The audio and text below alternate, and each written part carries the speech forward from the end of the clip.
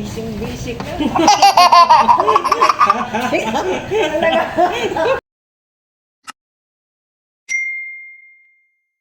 A day in my life. Ganito pala yung outfit natin guys. Chef na chef talaga. So ngayon guys, ang gagawin natin ngayon, mag-i-slice tayo ng bread. Marami yan guys, in-slice ko ng bread. Tapos ipapak ko na ng ganyan. I-cover ko ng maayos. Tapos yung sandwich na yan guys, kung makikita nyo mamaya yan, ako yung gumawa yung kanina yan guys. Tapos konti lang kami naka-duty ngayon guys kasi mga pang umaga yung mga kasama ko, mga nagbe-bake ng mga cake, iba-iba. Tapos kami yung magko-continue sa mga lahat ng gagawin nila. Tapos marami pa kami gagawin mamaya guys, papakita ko sa inyo kung ano yung dapat namin gawin mamaya. Ganyan pala guys, dapat naka gloves tayo guys, o dapat parati malinis dyan guys kasi araw-araw dumarating yung mga supervisor namin dyan, tingin natin dyan. Much better na always nakalinis yung kitchen. Ngayon guys, ayan pala guys yung tapos ko na nagawa kanina. Hindi ko na pinakita kung paano ginawa yung sandwich. So ngayon gagawa tayo another sandwich guys. Yung ginagawa ko na sandwich yan guys, yung maliliit na sandwich nga, pero magkaibang kulay, may brown at saka may puti. Tapos iba-iba mga nilalagay dyan. Yung puti nilalagyan ng aming cheese at saka with mayonnaise, at saka yung kulay brown na dark nilalagyan ng mayonnaise and cheese and mayonnaise again. And of course guys, nakalimutan ko pala, ayan sinabi, nilagyan ko din ng kamatis na fresh at saka yung gulay na fresh din guys, kasi ganyan gusto ng mga namin dito guys, yung mga guests namin, or more on vegetable at saka pasta yung mga kinakain nila, more than ganun guys. So ngayon guys, gumawa lang ako ng 8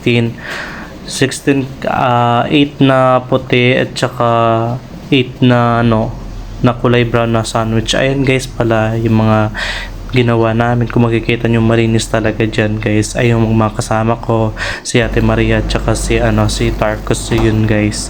Tcharan! Yummy!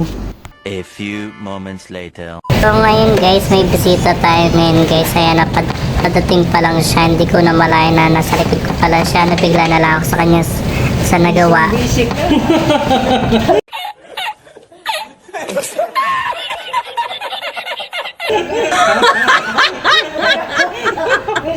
ka ka-video Minamartes mo ako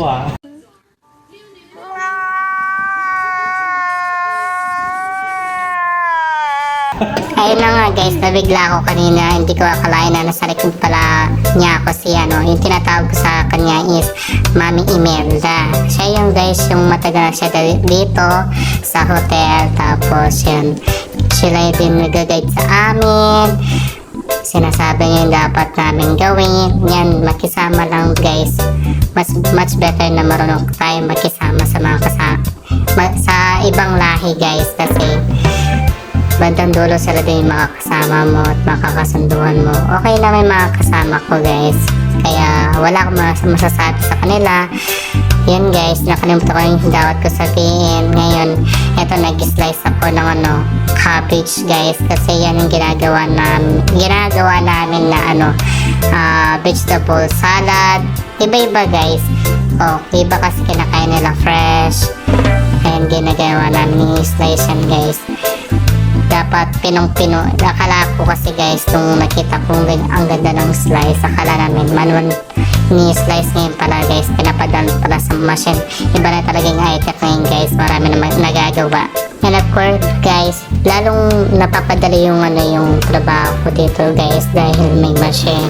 Ayun pala guys, dumating yung supervisor ko na sa likod pala. Hindi ko akalain na bawal pala mag-cellphone dito pala guys. Pasensya naman guys, sinashare ko lang yung dapat kong gawin dito guys. Yun lang, at least kahit nasa malayo kayo guys, nakikita nyo kung ano yung ginagawa ko dito. Okay naman ako dito guys. Okay yung mga attitude nila, basta sundin mo lang yung dapat pinapagawa sa'yo. Yun guys, tapos marunong makisama, give and take lang guys. Ayun guys, kasi always pero sa dapat focus tayo sa trabaho. Di puro dada lang. Dito guys, ayun nga. Parati nakapalibot sa amin yung supervisor guys. Kaya mabilisan yung gawa namin dito. Kahit ganun pa man guys, di ko naman pinapabayaan yung trabaho ko guys. Ayan, pagkatapos ko na sa machine guys, babalutin natin ng ganyan kasi every slice guys puro naka-cover dapat ng ganun para for safety guys. Tapos ilalagay natin sa freezer. Ay mga person basis sila guys, yung mga kasama ko. Bravo! Bravo! Bravissimo! Now you fix the carrot, okay? Okay. Thank you. Only like this? Yes, oh. Heto na naman tayo guys. So ngayon guys, kakatapos pa lang natin mag-slice. I mean pala, hindi tayo nag-slice. Naglagay sa machine ng cabbage. So ngayon guys, yung next natin is yung carrots. So ngayon guys, sinugasan po natin ng maayos yung carrots. So ngayon, lilinisin natin muna yung yung machine para yung next natin is yung carrots. So ngayon guys, kung makikita nyo mamaya guys, iba yung ilalagay ko doon sa pag-slice, paglagay ng carrots doon sa machine. Kasi iba-iba yung mga tamang pag-shoot doon. Kasi guys, baka magkamali tayo kasi di katulad doon sa cabbage.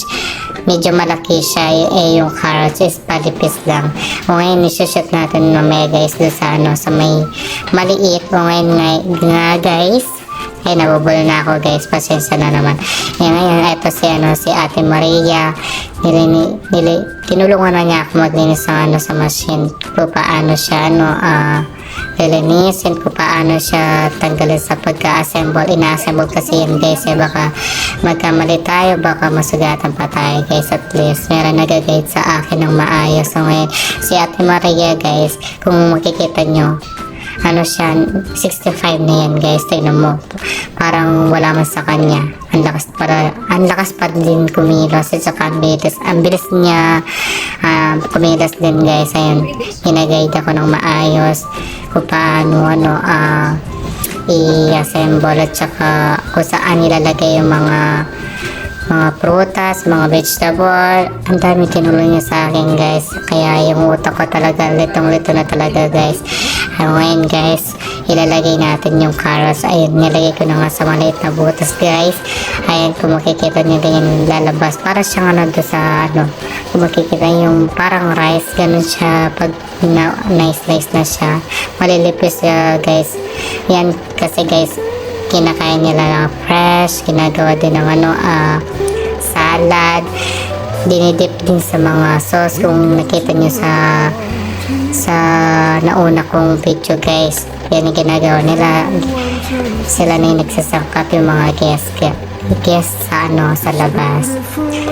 Ayun guys, tapos maraming nagagawa dyan guys, kaya yan.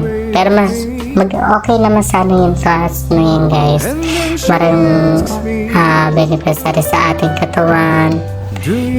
Pero masarap din yun guys, kung lagay nyo sa mga yung mga pang Shanghai, yan, pwede rin.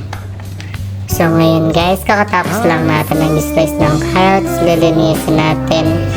Always clean, much better guys, kasi always nakatingin talaga yung pinaka-supervisor dyan sa mga kusina. Biglahan guys, di mo napapansin na sa likod na pala siya kasi nag-audit. Always siya nag-audit sa amin guys. Ayan, parati kami may awak na tissue, parati kami naka-gloves, parati nakalinis dyan. Tapos ayun, kino-cover pa namin ng maayos yan. Always nakasid lahat, pati yung pagluto namin guys, sinisid na kahit na mainit-init pa. Ngayon guys, ang dami natin nagawa sa araw na yun guys. Ngayon ko na pinakita yung mga ginawa ko. Medyo busy na guys, yung mga pala nagawa namin guys. Tapos marami pa ako gagawa yun mamaya. Hanggang dito na lang muna tayo guys. Thank you for watching guys. Love you. Don't forget to subscribe and like, share.